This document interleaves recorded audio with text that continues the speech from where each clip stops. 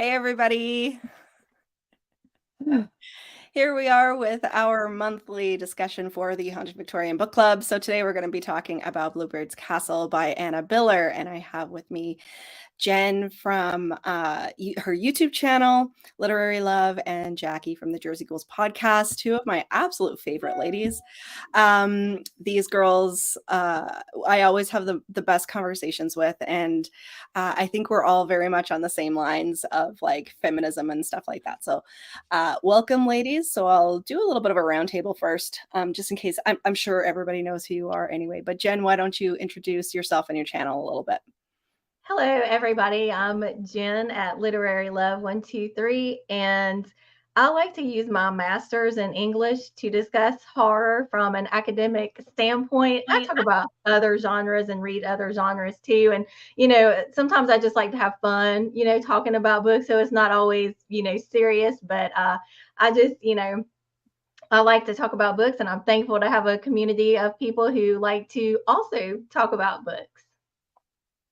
Yeah, it's a perfect balance of just having fun and getting a little bit of academia in there too. And we have Jacki here as well. Jacki, why don't you tell us a little bit about yourself and your podcast? So my podcast is called The Jersey Ghouls. My podcast partner Marissa and we say we are a little bit fangirl, a little bit feminist, and we try to cover everything within the horror genre, whether it is movies, books, TV shows, graphic novels. We're huge supporters of independent art and independent creators, and we put out our podcast on all of the major podcasting platforms every other Sunday. You can check us out. We've got well over 200 episodes at this point. So we just, there's just so much good stuff out there to talk about. And kind of like with Jen, my podcast partner, Marissa, she is our academic. So she loves to use, just like you, she likes to use her academic skills to find the meat on the bones in all of the movies that we watch. And sometimes she really has to dig when we watch some of the trashy like stuff from the 80s, but she always can pull something out. I'm always so proud. Yeah, she's great too. So make sure you guys check out the podcast. What was it, a year ago, Jacki? Maybe even longer than that, year and a half ago, that we first touched base, and I'm still working my way through you guys' back catalog. Yeah, thank you. Yeah, it's it's funny to think that like we've been doing it over 7 years now. Oh, wow. And we don't do, a lot of podcasts do a weekly episode. We were doing weekly episodes at one point, but we both have, lives, full-time jobs. Marissa has some kids. So it's just, we said it's a hobby for us, and we scaled back to 2 episodes a month. So yeah, even that sometimes can be, can be much, but yeah, we have fun. Yeah, we were just talking about trying to balance being a content creator and having full-time jobs and, trying to keep all the things going. And it can be a little bit challenging at times, but I mean, ultimately it's fun, and we have a great community here. So, we've got a couple of people on. So hello, Skeleton Key, who's actually a new viewer of the channel, and hopped in right away to the book club and all of the things. So really, really appreciate your support. So today we're going to be talking about Bluebeard's Castle by Anna Biller. When did this book come out? I didn't even see. I believe it came out last year, right? See. So this is kind of formed around it's within the Gothic sphere, and it's about basically our protagonist Judith, who is a writer, and she's 26 years old. She's what you would consider a spinster within the Gothic sphere, and she meets a dashing man and goes through very much a whirlwind romance. He whisks her away to a big castle, and he turns out to be someone that she didn't expect. And the story kind of goes throughout there. So it was kind of spun as people who were interested in Gothic literature, but it really had that tie-in with fans of Jane Eyre, which is what it said. And it also described this as a book for feminists. It had a kind of a feminist spin on a traditional Gothic story. So we're going to get into all that. So why don't we start a little bit by talking about our overall thoughts of the book, and anybody in the comments, of course, if you've read it, Please let us know what you thought as well. I know there was a lot of chatter in the Discord server. I actually had a lot of fun reading through the comments because I think pretty much everyone had the same sort of thought surrounding this one. And I know the three of us kind of have the same sort of we're on the same wavelength of what we thought. I was kind of hoping we could find someone that actually liked it to be on the show today, so we could have a little bit of a different perspective. But it didn't turn out that way. So, Jen, why don't you give us your overall thoughts?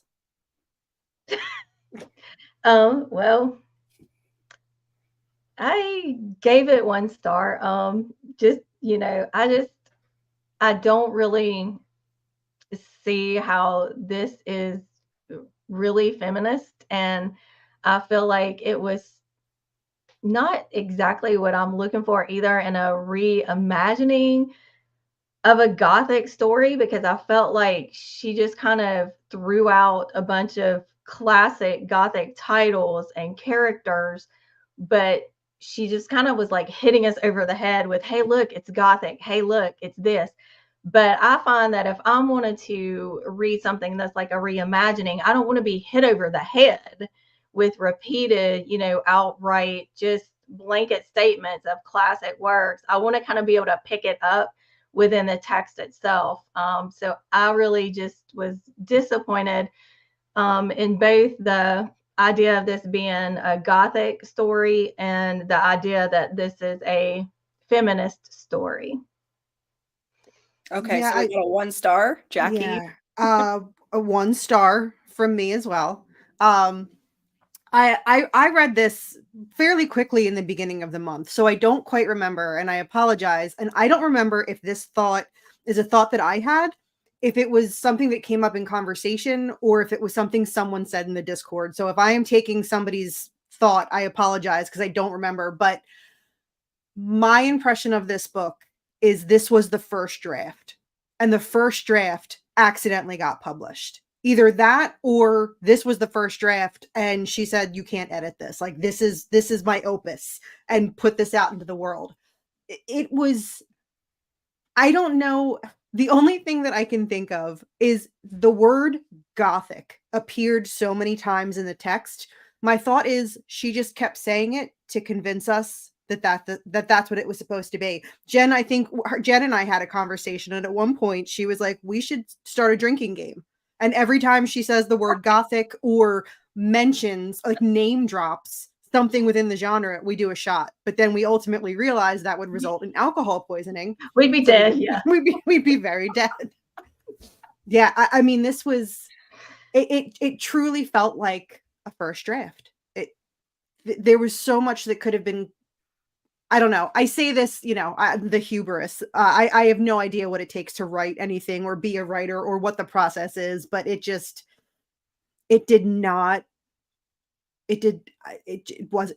I hate to yuck someone else's yum, but this was just not a good book at all. Yeah, and it's funny that you say, because I try to do a little bit of research to kind of find out exactly what this was supposed to be, number one. And number two, what other people thought of this. And honestly, like, going through Goodreads, the reviews were all over the place. It was the worst book I ever read to, oh my God, I loved it. So it was all over the place. So this is really one of those ones that I guess it would have to appeal to a particular type of person. But it's funny that you say that it seemed like a draft, because a couple of those reviews on Goodreads said the exact same thing. It's almost like she came up with a concept and then was like, go.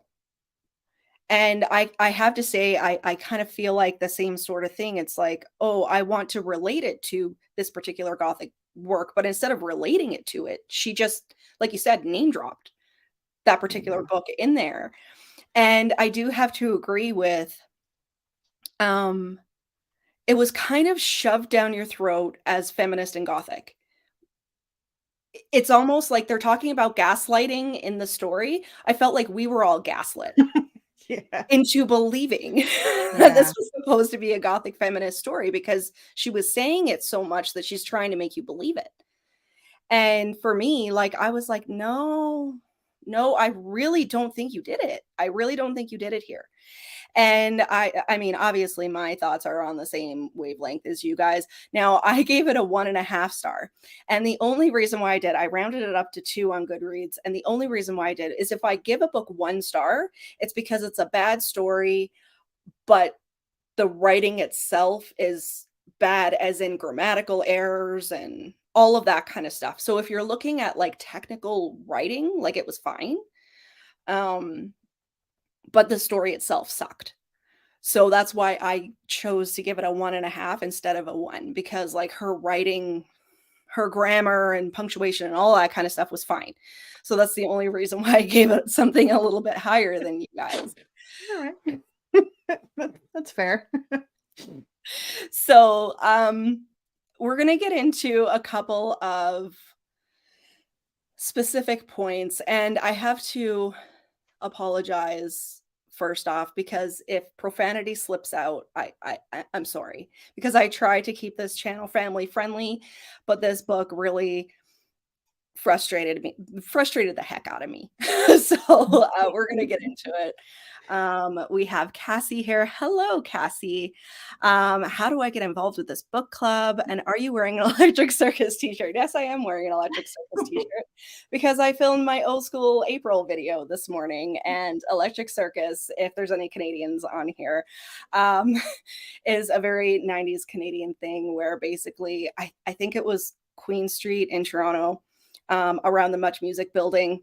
They shut everything down and it was a huge dance party like every Saturday night. And they had DJs with like techno and all the spandex and the crop tops and all of that. So for anybody out there that doesn't know what Electric Circus is, that's what that was. So that's related to my old school April. But getting to the other part of the question, if you go on my Instagram or go on the Instagram for the Haunted Victorian Book Club, all of the information will be there. And there's also an announcement video on my channel as well. So it's all kind of Gothic and Gothic adjacent books that we discuss in the book club specifically.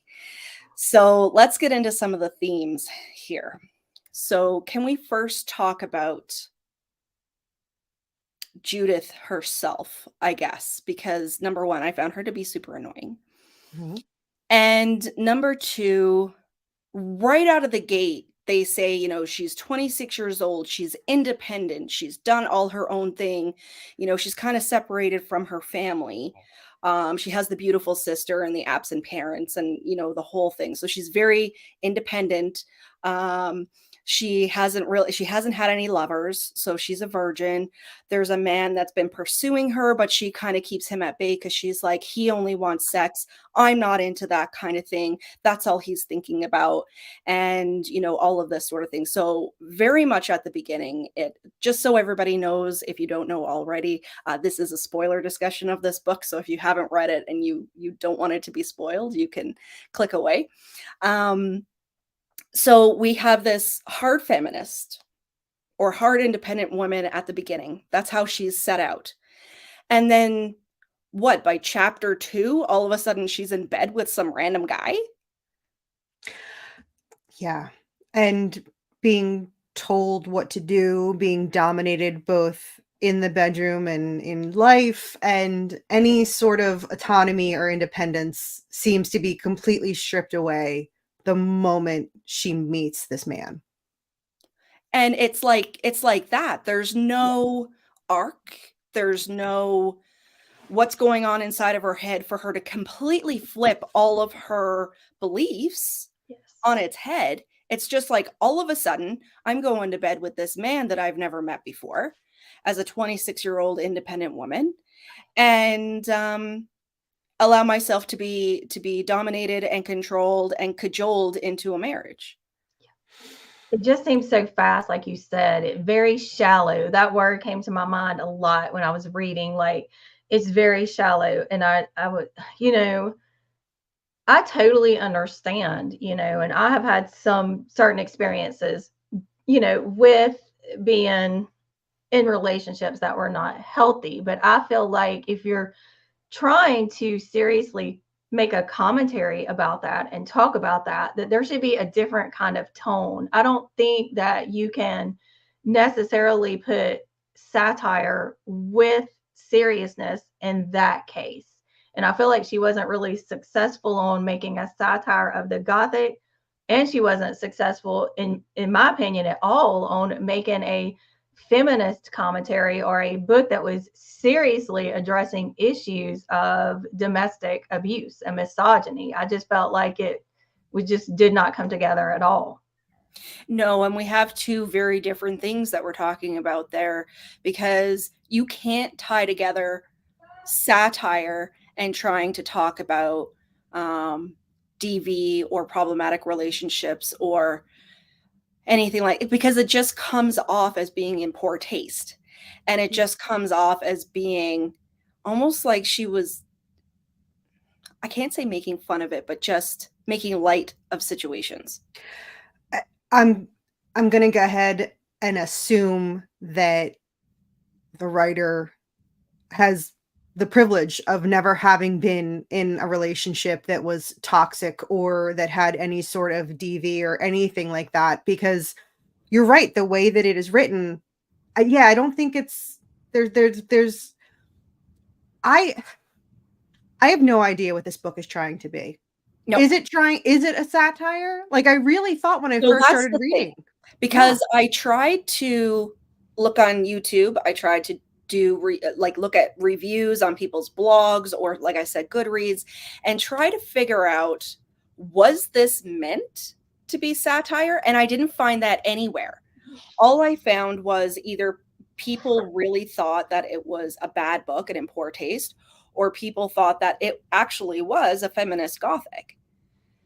And it was neither one of those things, and it also wasn't a satire. So again, like you said, seemed like first draft, seemed like an idea that she had that wasn't executed well, and it didn't know what it wanted to be. So that kind of segues into timeline, because at the beginning of this book, I couldn't figure out if this was based in like the 20s, the 50s, modern day.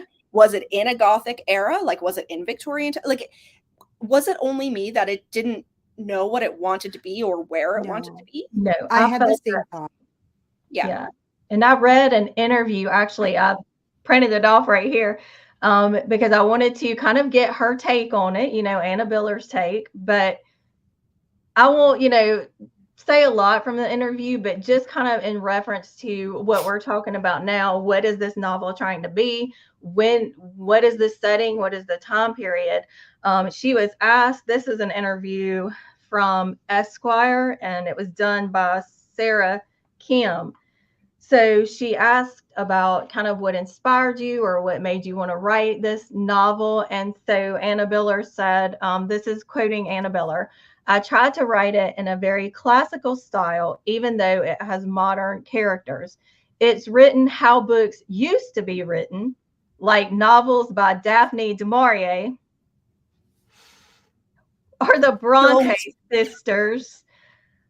A lot of classic literature has a femininity that is unapologetic. What's so wonderful about novels as opposed to movies," which, by the way, she tried to get this made into a movie, but for some reason couldn't get any takers. I wonder why. Yeah. Novels as opposed to movies is that there's a long tradition of novels written by women for women, especially in the Gothic tradition. And I thought, I want to be a part of that. And my response to that is, you, madam, are no Bronte or Daphne du Maurier. How dare you? I was truly confused by the tone, like trying to place the time setting. And at some point, the main character talks about sending a text message to her sister. Yes. And I was like, oh, yes. Okay. So it's like now. Okay. Which doesn't make sense to me, because you couldn't have a woman that's so stupid to not look somebody up on the internet or we creep everyone on the internet that we meet. Yeah. It doesn't make any sense. So it would make more sense to put this in a time period when that didn't exist. Yeah. And it would make this man more mysterious, right? So I feel like she, flip-flopped between time periods because she wanted to make it convenient for herself. Again, trying to jam something down your throat to make you believe it. And that's not what it was. She made it too convenient for herself, again, because she's trying to tell you to like this. Yeah. That's what I felt like. Yeah. And I feel like if you wrote that, like if we were in university and you had to do a creative writing piece and you wrote that and the prof couldn't tell what time period you were in and you kept waffling back and forth and made it convenient for yourself, you're going to flunk. You're going to fail. Going back to what Jen said about this was supposed to be a movie script. She was trying to get this movie made. I mean, she obviously expanded the script to have, like the inner monologue of what the character would be thinking. And it was funny because reading it and having the idea that this was going to be a movie brought me back to, I was a theater major in college.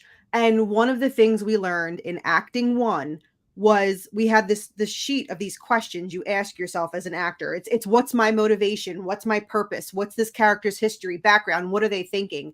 And it's literally like the Stanislavski acting method. And I feel like Anna Biller sat down with that and did her own character study.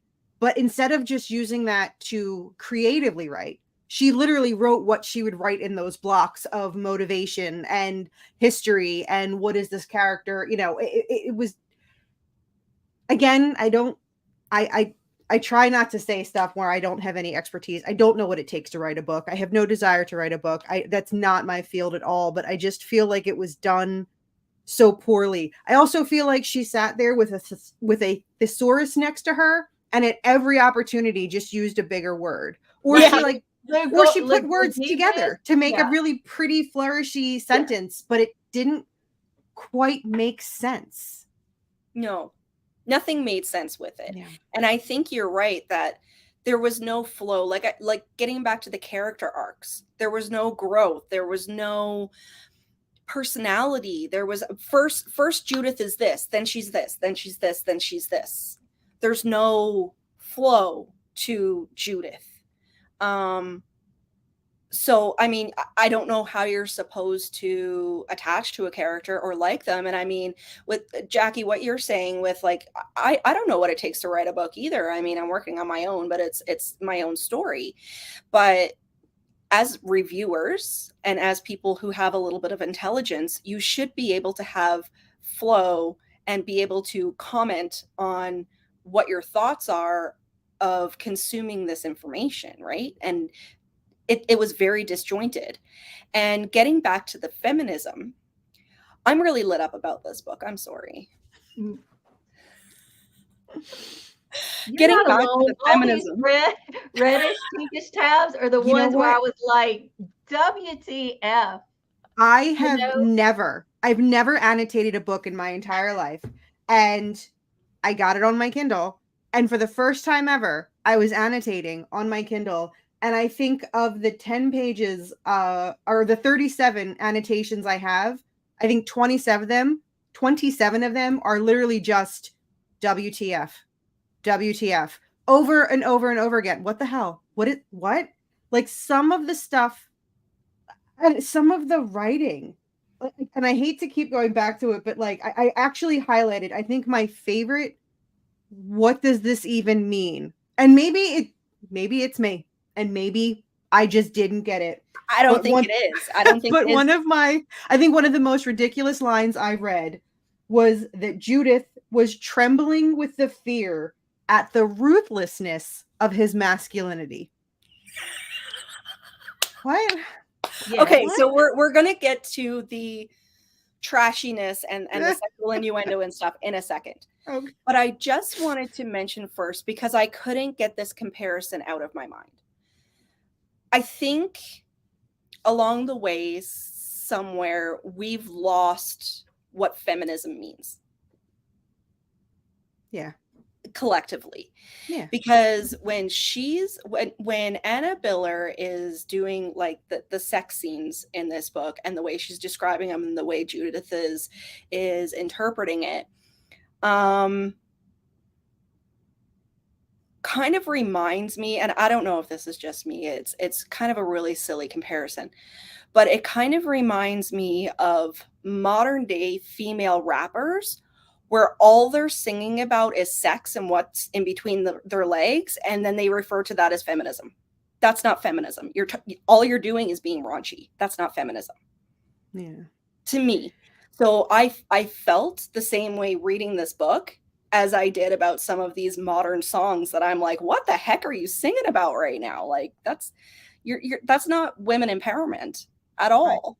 I feel like there's a way, of course, for us, as women to be empowered sexually and Absolutely. every other kind of way, but I don't feel like I got that from this book at all. And there are some, I don't know if you want to talk about this now or later, but some very, very problematic statements that I don't know if it was coming from the author or just the character, very problematic in regards to SA. Can we talk about how much the word RAPE is used? Yes, yes. Oh, God. In this book, in the descriptions of the sex scenes and stuff. Yeah. And to me, it was almost taken very lightly. So that was one portion. And then the other thing was the constant comparison of sex to religion. And the Virgin Mary. And I found it real, like it caught in my throat, both of those situations. Yeah, she was comparing herself, I think, at one point. She's like, oh yeah, like I think it was the Virgin Mary where she was like, yeah, like we're the same person, like just this twins, like I know what she went through. Yeah. And I was like, what's happening? Yeah, with the RAP part, this line right here. If he had loved her when he had taken her, it was not RAPE. If he hadn't loved her, then it was RAPE, because she wouldn't have surrendered to him unless he had loved her. What is this implying? That someone, like, I don't even know. Help me here. What is this? What? I don't know, really because ticked me off. That really made me furious. I don't know how to, because that, like, those types of statements kind of came up several times in the book, and I was flabbergasted. I didn't even know what to think. I think, and again, I think that kind of lends the credence to this author has the privilege of never having been in that situation and is writing from the outside, almost, and I hate to even utter this sentence, like romanticizing RAPE, which go F yourself to do that. Like that, this is, and you have the audacity to put the word feminism anywhere in your book, and you are going to have sentences and themes like that in your book. Like that's just she's so flippant, because there's even one line where the Gavin, or should we say Gowan, because he's supposed to be like Sir Gawain in the Green Knight. She throws that out there too. Like, look at me, I know these ancient works. But if, getting back to being serious, he says something to Judith like, you better get dressed before I RAPE you. I mean, it's just not a joke. It's not a joke. And I mean, I don't know how much I've talked about it on the channel, probably not a whole lot, because I like to keep things light. But like for me personally, it was very triggering, and it upset me because I was in a 10-year relationship that was not good, and I had another experience that was not good. So to have something that's coming off as a satire, describing stuff like that, it was really difficult, and it was upsetting. It was extremely upsetting. I'm pissed off at the author. Yeah, me too. Yeah, it was.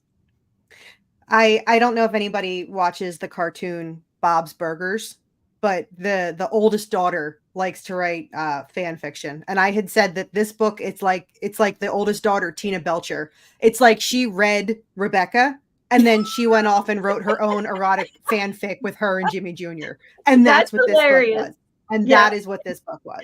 Because my daughter who will be, well, she's 23, but she was over for a visit earlier today, and I was just reading to her some of the quotes in this book, and she said the exact same thing. She said that sounds like a really, really badly done fan fiction that would never be published anywhere. I never even thought about it as fan fiction, but it's almost like she read, I don't know, she's a fan of Gothic literature and then read, I don't know, 50 Shades of Grey or something, and then tried She to. mentions 50 Shades of Grey in her interview, by the way. I'll just say that too. Done. Yeah. I know There you why go. now she wrote it. There you go. She read Jane Eyre, she read Rebecca, she read 50 Shades of Grey, and she was like, and you know what? If you want to write fan fiction, go for it. But you know what? Be truthful about what it is. I mean, 50 Shades of Grey, everybody knows that ended up being, that's like erotic fan fiction from Twilight. Yeah. It's not a secret. You know what it is. You wave that flag. Go for it. Get your money, do your thing. Just admit what it is. It's okay. Right. If you want to write erotic Gothic fan fiction, then write erotic Gothic fan fiction, but call it like it is, because otherwise you get really pissed off people like us that like you really made such an insulting book. And yeah, it's we don't have the concrete evidence that it's satire. It very well could be like a serious attempt at a book.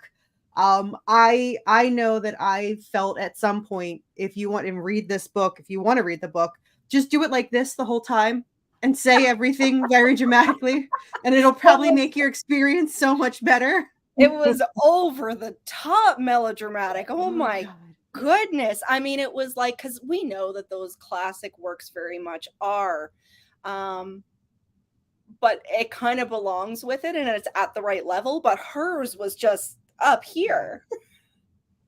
That's why it has to be satire. This has to be some kind of joke. But then when you read it, it's the most inappropriate. It's the most inappropriate joke. It's offensive. You've gone too far. Yeah. It's almost like, oh yeah, you tried to do something there, but you failed. It didn't come off right. So it's amazing that this book got picked up by a publisher. It's not like independently published, right? So it's kind of flabbergasting to me. But let's talk one more thing about the feminism, because this really pissed me off. Everything pissed me off. So you have this woman who's supposed to be independent that now is in this relationship with this man who's a monster, and she's been whisked off to this castle and she doesn't know what to do. She starts drinking and the whole thing. And then, to me, if she was feministic and independent, she would have gotten herself out of that situation, not relied on the other dude who she kicked to the curb earlier to try to save her. Yeah, she was very, I know, unfortunately, firsthand that, like, the most independent of us sometimes have a hard time leaving. 100%. Like that's an absolute given. And like I said, I know for me, it took me a long time to get out of a very bad situation. And I was always like, I'm not one of those women that would get sucked into that. I would never stay. And then, oopsie poopsie, it makes it difficult sometimes to go. But yeah, the way that she was like, come save me, don't save me, come save me, don't save me, like, come save me, I love him, I don't love him, but come save me, but don't save, like, it didn't make sense. Like, what was that other guy's name? I can't. Tony? Was it Tony? I think it was Tony. It's Tony. Yeah, and you had that conversation going of she's crying and she's upset and oh my God, he's being so terrible to me. And then he's like, okay, well, let's go. And she's like, no, I love him. Yeah. This line right here too. She says, why? And it's just ridiculous. Why can't I love a man like Tony? She thought, who is decent and kind. Tony is good and Gavin is bad. I was like, me Tarzan, you Jane, Tony good, Gavin bad. What is this? And I feel like that makes light too of the reason why, like you were saying, Jacki, from your own experience, why women often find it difficult to leave, and men too, it happens to men too, but Mhm. since we're talking about women here, women do stay in these relationships for a lot of different reasons, and to kind of just cut it down to why I just like bad boys, why do I like bad boys, why can't I like a good boy? I just think that is so reductive and insulting, like we've been talking about, to people who really have experienced that, to think that it's just so easy, like the bad boy trope or something. Well, and I think if this had been written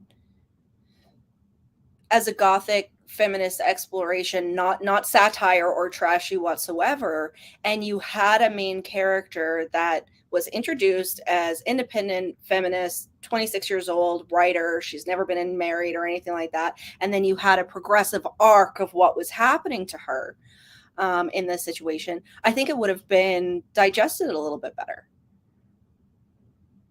And not make light of those situations that so many of us have been through. And I'm like, it's almost like she's like, meaning the author, she's like anti-Me Too or something. Yeah. And I think that I don't want to skip too far ahead, but just to say that the fate of our main character was kind of salt in the wound to everything that they're claiming to try to be with this book. Yeah. I was going to mention something else, but it completely slipped my mind. We'll get back to it. So just going to a couple of comments here. My first marriage lasted 18. I'm so sorry. Sorry, I missed a couple of comments here. Lurking for spoilers seems like it'd be more entertaining than the actual book. Yeah. I always tell people, I'm like, I would never tell anybody to not read a book. But with this one, I would probably tell people, like, don't read that. It's not good. Oh dear. That this whole book is oh dear. Yeah. The entire thing. Hey Eric, super happy I've never heard about this book. Yeah. I wish I'd never heard about this book. Hey Alicia, I didn't read the book, but here to peep and creep. Thank you so much for being on. She's such a supporter of the channel and my live shows, which is amazing. What was that one thing that I wanted to say? And I can't remember now. Oh, so let's finish talking about the book, and then I want to talk about the author a little bit. So, book carries on, and he's getting increasingly like and she's getting increasingly like this, and she's all over the place, not a feminist, we've got problematic content, all the things. So I have to say, because I think as of last Sunday, I had like 20 minutes left after my sprints. I didn't bother. I didn't bother to finish it. So you guys can talk about the fate of our main character and the ending. So one of the plot points is that our main character is an author, and she is writing her version of Bluebeard. Yes. And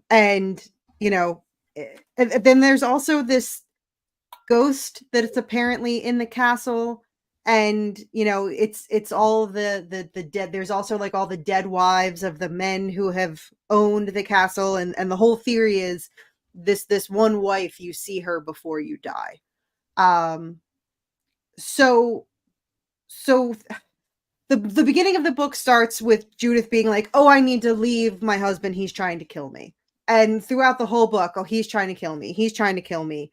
And again, for our strong, independent, feminist character, he succeeds. He kills her.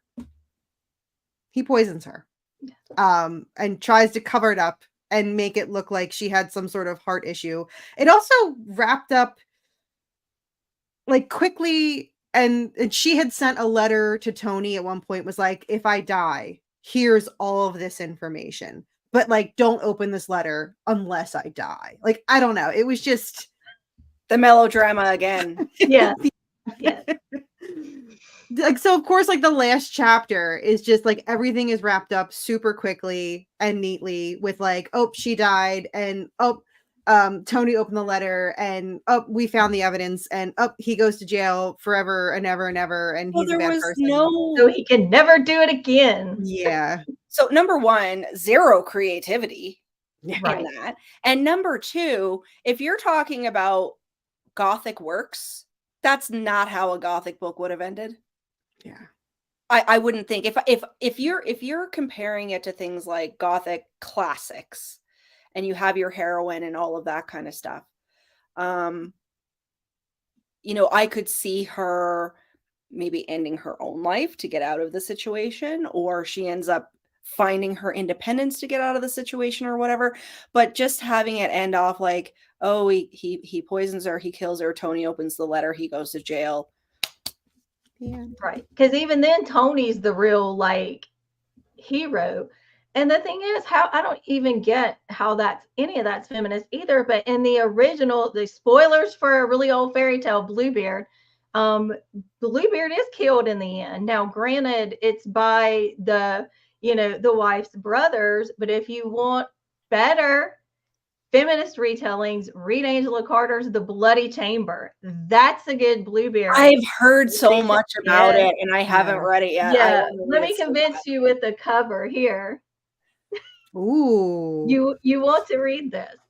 And there's even like an English fairy tale version collected by Joseph Jacobs called Mr. Fox. And that's like a Bluebeard type story.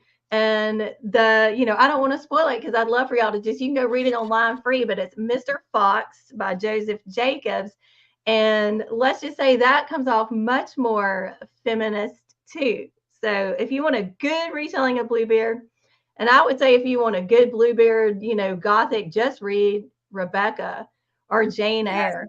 And if you want a satire on the Gothic, read Northanger Abbey by Northanger Jane Abbey, which Austen. I read Yeah, last Oh, year. that's Yeah, still and on it my TBR. I still have to read that. I have it. I just haven't read it yet. it's a I lot think, of and at the end, like the final chapter is supposed to be the final chapter of her adaptation that she wrote. And in that one, then we have our feminist heroine coming out on top and I don't know, saving the day, whatever. At that point, you just don't care. I'm like, I'm over it. I'm done. So knowing how the book ends now, because like I said, after sprints last week, I couldn't bring myself to finish the dang book. I couldn't. I'd read enough of it to be like this, like I said, is a 1.5 star. But I didn't want to waste 20 minutes of my life, honestly, to be more pissed off at something that I was already frustrated with. But knowing the way that that's how the book ends, I'm very much convinced that she had the idea, I want feminist Gothic Bluebeard retelling, chunk, chunk, chunk, chunk, no creativity, no thought put into it. I'm going to tell you it's gothic and feminist because I'm telling you it is, not because the book actually is. And I'm going to have a convenient ending, no timeline whatsoever. Everyone is confused. You've got problematic content in there that she doesn't care about, and I'm going to get it published to make all this money. Yeah. And I have to wonder if somebody just published it because of Anna Biller's movie that I know she directed. Did she write it and all that too? But The Love Witch, and I've seen like the aesthetic of it has always appealed to me, but for whatever reason, I've never watched it.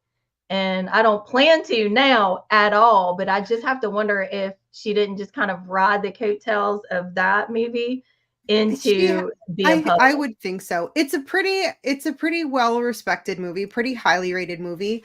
The aesthetically, it's a very beautiful piece. Like it really does look like it's coming right out of 1972. And even like the actors and the story like kind of lend its tone to that type of movie that came out at that time. It works in that movie, in that format, it completely works. I feel like even if she took that book and tried to or even if she took that movie, I should say, and tried to translate it into a book, I think we'd be in the same situation. But yeah, I mean, it's aesthetically, it's a very beautiful movie. It looks really good. It's not a terrible, it's a pretty good movie. I've seen it. It's not bad, but yeah, I agree that I think she was riding off of the Love Witch success and tried to parlay that into this, and well, there you go. Kind of like when I guess J.K. Rowling had to figure out what she was going to do after Harry Potter and came out with Casual Vacancy, which just, I haven't read it, but completely fell flat for people. And it's like it wasn't even the same person that was writing it. So it's almost like that same sort of thing. But this book, like it got a lot of hype, it got a lot of praise, it got a lot of marketing, and I can't see why. I can't see any publisher actually picking it up and being like, this is a good book, right? So we're going to talk about the author here in a second. I was drawn to the cover. I was drawn to the cover too, and that's Yeah. why I was so confused with the time period as well, because I couldn't figure out what the heck it wanted to be. I'm glad I didn't read this book. Maybe it would have made a better movie. Maybe honestly, Maybe? the subject matter, I don't think it would have come off well there either. Yeah. And what about the unnecessary animal cruelty too? Like, Yeah. why? I mean, I get it. We read horror, we watch horror, and a lot of times you panic if you see a cat or a dog. And that's always hard for me to watch or see. But I mean, sometimes it can fit into the context of the story. But here I felt like that was just something else unnecessarily thrown in. Just like, oh, look how dark he is. Look how terrible Yeah. he is. He Yeah. did this, you know. And animal cruelty, I know for me personally, is a trigger warning that I if somebody tells me there's animal cruelty in something, I try to steer clear of it. And I have read a couple of books that it was put in unnecessarily. It's like in the Babadook when the mom kills the dog, and I'm like, why the heck did they have to do that? Yeah. You know, so yeah, it's very convenient. Everything that she wrote in here is very convenient. The timelines, the sex scenes, the unnecessary innuendo, the comparisons to religion for whatever reason, and all of that kind of thing. So, I mean, 47 minutes into this thing, and neither one of us, or none of us three, liked this book whatsoever. I almost convinced myself I had time to get it and read it. It sounded like an interesting take on the story. And that's exactly why I put it in the book club. And it's one of those situations that it's like, once I started reading it, I'm like, oh my God, I've subjected people to this book. I almost fun. Hate reading it. Yeah, that's very true. That's very true. If nothing else, you know, if nothing else, I can give credit to the book club for at least making our discussions entertaining. You know, Yes. the book was a flop for a lot of us. But you know, there were some people that did like it, and you know what? We never know until we read the book. So yeah, there you go. But yeah, the discussions in the book club kind of made it a little bit worth it, because there was some interesting conversations back and forth. I've had to apologize to book club friends for this kind of thing before. Well, and so I've really been feeling, because we've only done the book club for 3 months, and I've been feeling like we haven't had like a great book, a great read yet. And I'm trying not to take that personally. Obviously, I haven't read the books either. So I'm hoping that next month when we do a Laura Purcell, that's going to be like almost true Gothic, as in beautiful writing and darkness and atmosphere and all of the things, which this book didn't have any of those things, I found. I mean, it's almost like I'm going to set this book in a castle, and that's it. There was no atmosphere around said castle. You didn't make the castle itself a character within the book like you have with Burnt Offerings or something like that. So it was a complete flop. So I want to start wrapping up in about 10 minutes or so. So I want to get into Annabella herself a little bit, because funny enough, when I first put this book out as the choice for the book club, somebody actually messaged me on Instagram and said, just so you're aware, they weren't mean or anything, just so you're aware, this is a problematic author. And I looked it up, and she is. And I always say, you know, people can choose to read or not read problematic authors. But what really rubbed me the wrong way with her, because like her own personal beliefs and stuff like that, to me, I think is terrible, but like, I'm not even getting into that. But I was told by somebody else that she has come into reviewers' spaces to try to argue and convince them that it's a good book. Yep. And to me, an author that does that, that's overstepping. Mhm. Yeah. That's absolutely overstepping, because books are subjective and you put them out there for people to consume, and you have to understand that some people are going to like it and some people are not going to like it.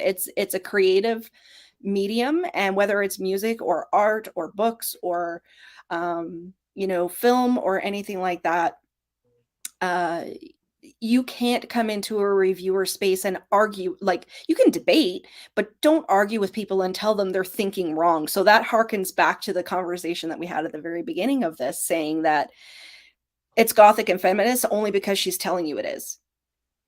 The one of the reviews that I saw that she commented on, it wasn't like the original reviewer said this book is crap and Anna Biller is a crappy person. Like, she didn't attack anybody. She wasn't saying this book is dumb and, for the sake of being dumb. Like, she had a critique. She was like, this book, I didn't like it. It was 1 star. I feel like, I don't know if it was like the characters didn't relate or whatever the situation. It wasn't like she wrote a review that was attacking Anna Biller in any way. And yeah, for her to respond to that review, and to the credit of the original reviewer, her response to Anna Biller was, you're an author in a reviewer space, and we're not going to have this discourse together. And she shut it down right there.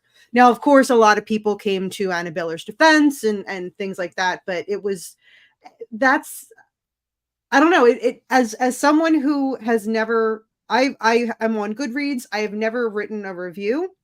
I'll throw the stars out there, but I've never written a review. And, to think that authors are lurking in there and would try to defend against what I would write, like, that doesn't make me want to write a review and give my honest opinion on something, because I don't want to get attacked by an author. I don't want to have their horde of loyal fans coming after me for having an opinion on something. And that goes back to booktube and bookstagram and stuff, especially for larger content creators, that tend to get more published review copies of, like, I mean, we all get, of course, asked to read independent books and stuff like that, but I'm talking about like bigger books that are highly marketed and stuff like that, and they give an honest opinion and then they get attacked by the publisher or by the author or whatever. And it's like, you sent me this book asking for my opinion, I'm giving it to you. And that's thought of as, well, shit, you're ruining my life. Nobody's going to read my book now because you said you don't like it. Yeah. And so it's a big dramatic thing within the booktube community and the bookstagram community and reviewers in general, that they get this kind of pushback from authors. Like me personally, I mean, I have a lot of friends on the channel who are authors, and if they write something that I don't like, I'm going to be honest about it. I'm not going to give you 5 stars because you're a friend. Or I'm not going to give you 5 stars because I was paid to do this review, or I got the book for free, or whatever the case was, I've only had one interaction that wasn't very savory, but, I mean, we're small potatoes here. But for an author to come into a reviewer space like that and argue is, to me, it's not cool. And very much it is a huge sign of insecurity. So I absolutely see that. Because I feel like if you put yourself out there as an author or even as a content creator, like you're saying, you've got to know that not everybody's going to like your work. Not everybody's going to, give you 5 stars or all the, likes or whatever the case may be. But you've got to be, secure in your own self. And you've got to have a thick enough skin that if you put something out there, people aren't going to like it. And she even said, like, in the interview, that she says something like, I'm just going to write what I think about, and it might be terrible and people might hate it, but I'm going to do it anyway. But then she didn't really follow up to that, because she really got upset when people didn't like it and went on Goodreads and went back at them. So she's trying to act like she's just going to do what she wants to do because that's what she wants to do. And she doesn't care what people think, but obviously she does. So it's kind of like our main character. Yeah. She said she wrote the main character based on herself and some women that she knows. I don't think these are my type of women. Just Yeah. saying. I don't think we would be friends in real life. No. Well, I gotta say that was a very quick hour, 55 minutes. And I try to, even when I don't like something, I try to find some goodness in it that I can talk about. Like, these are the points that I didn't like, but this aspect I really did like. And I think this might be one of there's only one other book that I couldn't find a single thing that I liked about it, and this might be my second.